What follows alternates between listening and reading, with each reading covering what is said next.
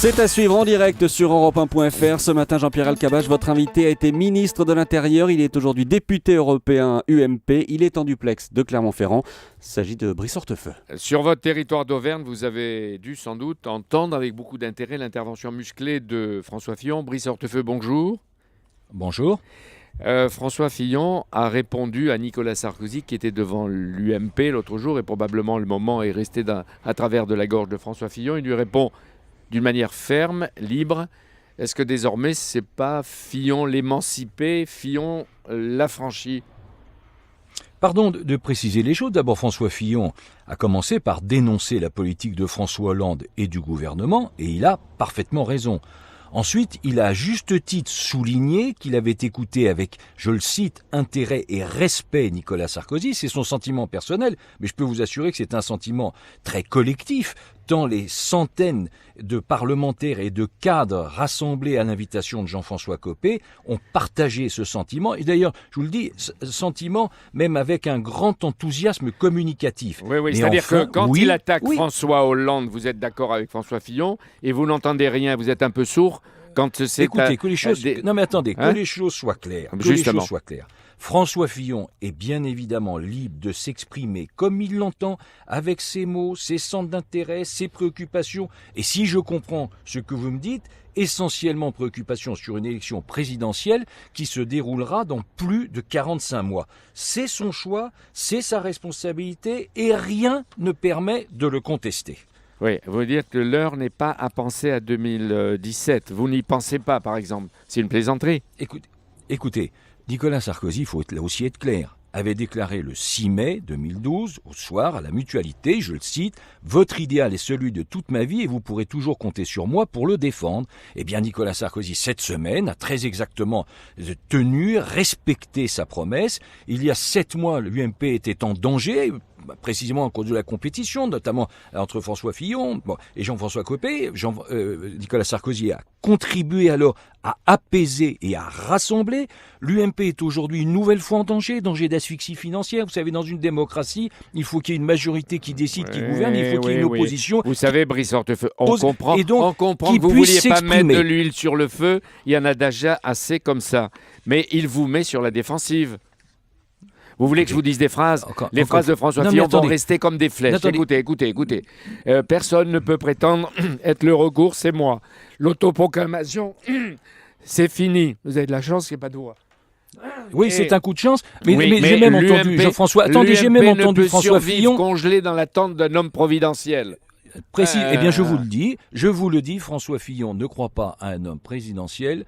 Je ne crois pas non plus à la providence. Je ne crois pas non plus à la providence dans ce domaine, mais je ne crois pas non plus à la confusion des calendriers. Nous sommes aujourd'hui en 2013 et nous ne sommes pas en 2017. Et pour aujourd'hui, comme l'a dit Nicolas Sarkozy, d'abord il faut unir, il faut rassembler, il faut mettre un terme aux querelles du passé. Il l'a évoqué avec beaucoup de force, mais il a évoqué aussi avec beaucoup de force l'avenir du pays, parce que la préoccupation des Français aujourd'hui, ce n'est pas une élection qui se tiendra dans très longtemps. La préoccupation des Français, c'est qu'aujourd'hui, il y a un record absolu de chômage, il y a un record absolu depuis 14 ans, il y a un record absolu de la dépense publique, jamais atteinte, il y a un record absolu des impôts, François des Fillon cotisations. Ne se soucie pas de l'essentiel. Des cotisations, des taxes, il y a un record absolu de baisse du pouvoir d'achat, c'est ça qui compte, jamais atteint depuis 1984, record absolu de ponction programmée sur les retraites, record absolu de hausse de la délinquance depuis 11 ans. La réalité, la préoccupation des Français, c'est que là où il y a des baisses, on attendait des hausses, et là où il y a des hausses, on espérait des baisses. C'est ça la réalité. Vous savez qui a dit « Nous avons agi dans l'urgence, trop souvent au coup par coup, notre économie n'a pas été suffisamment modernisée, notre modèle social n'a pas été repensé en profondeur », vous savez ? Mais François Fillon, qui a travaillé sous l'autorité de Nicolas Sarkozy en permanence pendant 5 ans, a raison. Nicolas Sarkozy lui-même a indiqué que tout n'avait pas été accompli. Quand il s'est exprimé lundi devant les membres de sa famille, ce qui était tout à fait normal, parce que c'est une famille qu'il a présidée et qu'il a soutenue pendant 5 ans, eh bien, quand il parle de compétitivité, quand il parle de progrès, c'est bien sûr parce qu'il y a beaucoup à faire. Et profitons de ce temps, sans doute pas pour être uniquement omnubilé par le calendrier de 2017, pour unir, pour apaiser, pour réfléchir à de nouvelles idées. C'est ça l'objectif. Brice-Hortefeux, à sa manière, François Fillon commence ou déclenche un inventaire critique du quinquennat Sarkozy. Et d'ailleurs, est-ce qu'il faut dire les 5 années Sarkozy ou les 5 années Sarkozy-Fillon? Parce qu'ils étaient liés, non?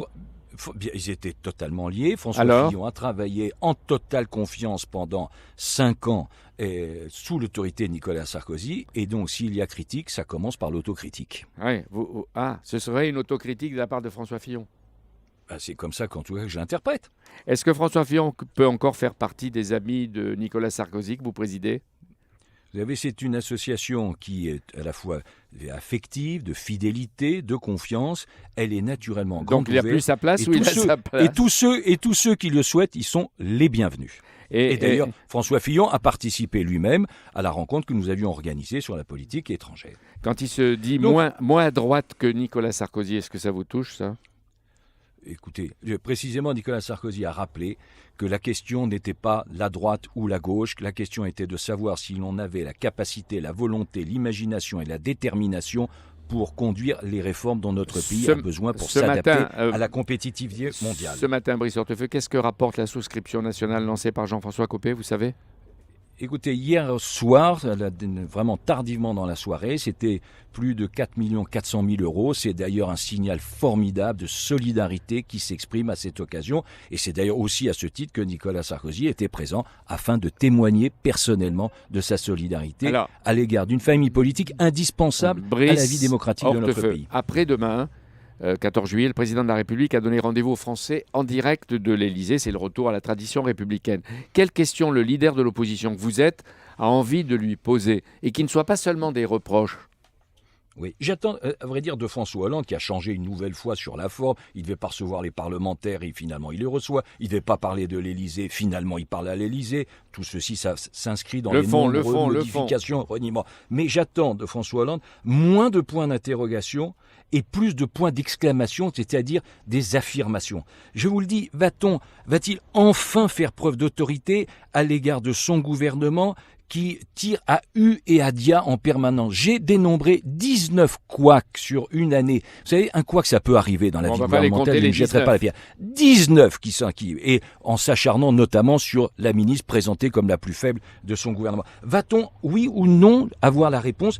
Aurons-nous une réforme des retraites? Va-t-on choisir enfin entre allongement de durée de cotisation, report de l'âge légal de départ, augmentation des contributions ou baisse des pensions?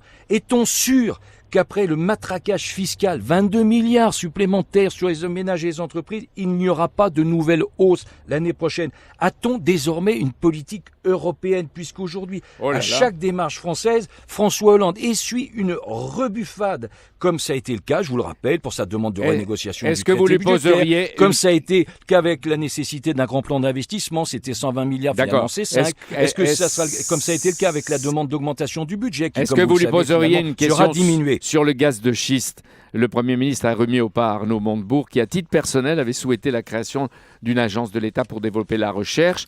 Rappelez-vous, Nicolas Sarkozy disait lundi qu'il voulait ouvrir des perspectives, vous aussi, mais c'est quand même l'UMP qui avait décidé l'hostilité et la fermeture à propos du gaz de schiste.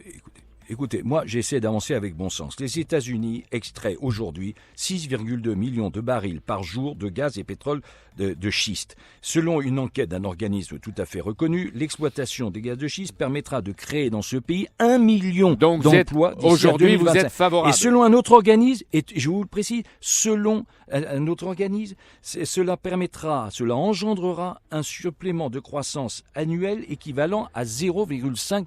Donc aujourd'hui, vous êtes favorable. Donc ça veut dire qu'il ne faut pas écarter d'un revers de main cette possibilité qui est offerte à notre pays. Dernière question. Irresponsable. Votre successeur Manuel Valls, après consultation, souhaite supprimer entre 40 et 50 préfectures. Vous l'aviez envisagé. Est-ce que vous lui donneriez raison s'il le décidait? L'État doit savoir en permanence s'adapter et évoluer. Oui, il y a des motifs à une évolution, mais ça ne doit pas se faire comme la commission de la Hache, se faire dans la concertation. Ceci dit, vous savez, des efforts, moi je veux bien entendre tous les discours, mais j'aimerais aussi qu'il y ait des réalités. Et la réalité quand chacun doit...